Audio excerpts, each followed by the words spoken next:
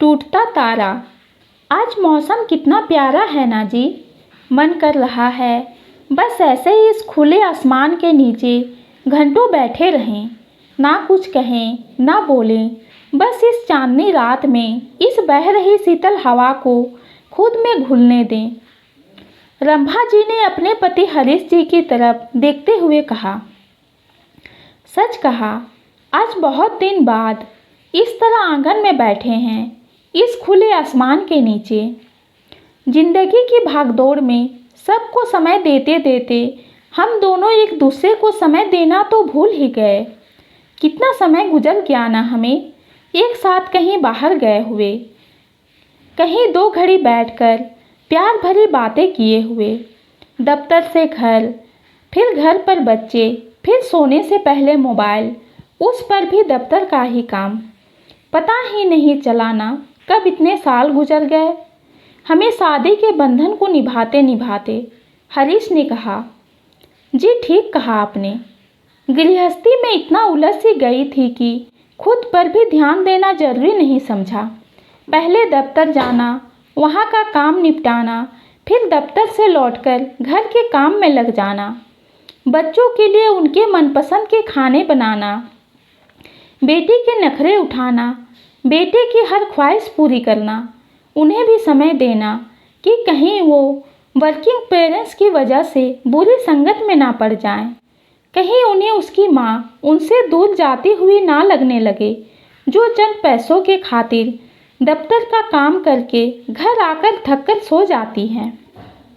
छुट्टी वाले दिन भी अलार्म से पहले उठ जाना, क्योंकि हफ्ते भर के काम रविवार पर डाल रखे थे।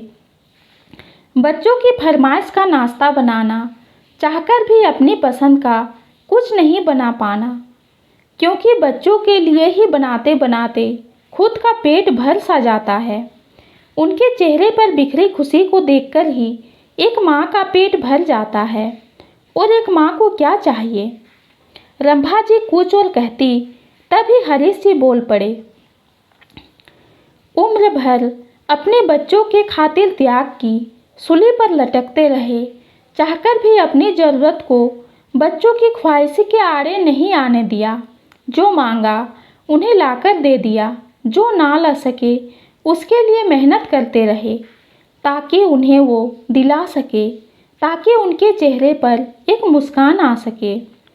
लेकिन इतना सब कुछ करने के बाद भी आज हम दोनों के हाथ खाली हैं। ना ही बेटा अपना रहा और ना ही बेटी। औलाद होते हुए भी बेऔलाद की तरह यहाँ इस घर की चार दीवारी में रह गए हैं, क्योंकि बेटी को दामाद ले गया और जिसे बेटी बनाकर लाए थे वो बेटी को ही ले गई, और अंत में असली मालिक खाली हाथ रह गए।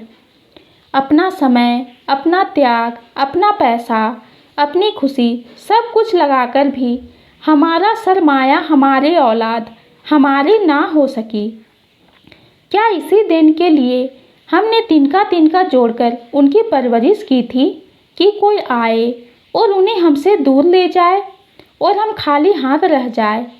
शायद ही अब इस जमाने का रिवाज बन गया है। बेटियां तो सदियों से पराई ही समझी जाती थी और उनकी परवरिश भी इसी हिसाब से की जाती थी कि उन्हें पराये घर जाना है। लेकिन बेटे तो अपने होते थे। लेकिन इस युग में तो बेटियों के साथ साथ बेटे भी पराये होते जा रहे हैं, जिन्हें माता पिता अब बोझ से लगने लगे हैं। रंभा जी ने कहा, पुरानी बातों पर मिट्टी डालिए, पहले ना सही लेकिन अब तो हमें समय मिल ही गया है एक साथ बिताने के लिए। अब तो हमें किसी की ज़रूरत तो किसी की ख्वाहिश पूरी नहीं करना है। आइए और इस चांदनी रात और इस बह रही शीतल हवा का लुत्फ़ उठाते हैं, हरीश जी ने कहा। रंभा जी अपने पति की तरफ देखकर मुस्कुराई और अपने पति की बाहों में बाहें डालकर आसमान की तरफ देखने लगी।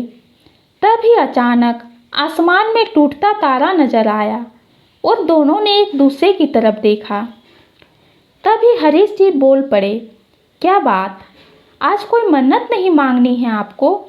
वैसे तो हमेशा ही टूटता तारा देखकर हाथ जोड़कर आंख बंद करके मन्नत मांगने लग जाती थी। अब कुछ नहीं मांगना ईश्वर से।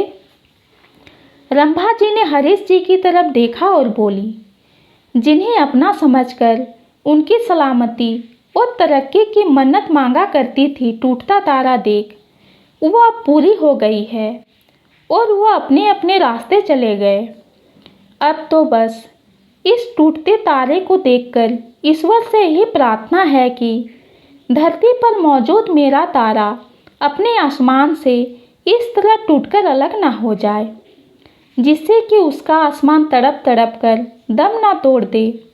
अब तो बस इस टूटते तारे को देखकर ईश्वर से यही प्रार्थना है कि आपका और मेरा साथ जब तक का भी है एक साथ ही गुजरे, क्योंकि उस एक तारे के टूटने का दुख जितना इस आसमान को होता होगा, जबकि उसके पास हजारों सितारे हैं। लेकिन अगर मेरा सितारा मुझसे दूर टूटकर मुझसे अपना दामन छुड़ाकर कहीं चला गया तो मैं जीते जी मर जाऊंगी इस बेरहम दुनिया में, जहाँ किसी का बिन मतलब कोई सगा नहीं। हरीश जी अपनी पत्नी की बात का मतलब समझ गए और उन्हें अपनी बाहों में समेटकर बोले, मैं भी अपने आसमान को छोड़कर कहीं का नहीं रह पाऊंगा। चलो अब अंदर चलते हैं, ठंड लग जाएगी हम दोनों बुढ़िया बुड्ढों को। आप तो अभी हसीन हो, पर मैं बूढ़ा हो गया हूँ, मुझे सर्दी लग रही है। रंभा जी हरीश जी की बातें सुन मुस्कुराई और बोली, चलिए अंदर चलकर अदरक वाली चाय पीते हैं, ताकि सर्दी मेरे इस बूढ़े से दूर भाग जाए। ये कहानी आपको कैसी लगी कमेंट में ज़रूर बताइए। कहानी पसंद आती है तो चैनल को लाइक और सब्सक्राइब कीजिए। कहानी सुनने के लिए आपका बहुत बहुत धन्यवाद।